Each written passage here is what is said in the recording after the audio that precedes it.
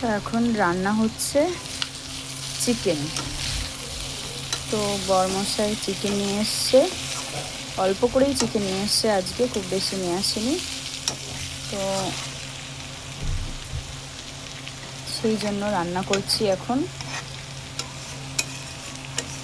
দেখো বেশ লাল লাল ঝাল ঝাল করে, একটু লঙ্কাটাও বেশি দিয়েছি, কারণ একটু ঠান্ডা ঠান্ডা ওয়েদারটাও আছে, কারণ বৃষ্টি হচ্ছে বাইরে, ওই জন্য একটু ঠান্ডা ঠান্ডা ওয়েদারও আছে, ওই জন্য একটু ঝাল ঝাল দেখে একটু মাংস করলাম। এই যে কষাচ্ছি আমি, আমার এখন জল দেবো। তো এই দেখো,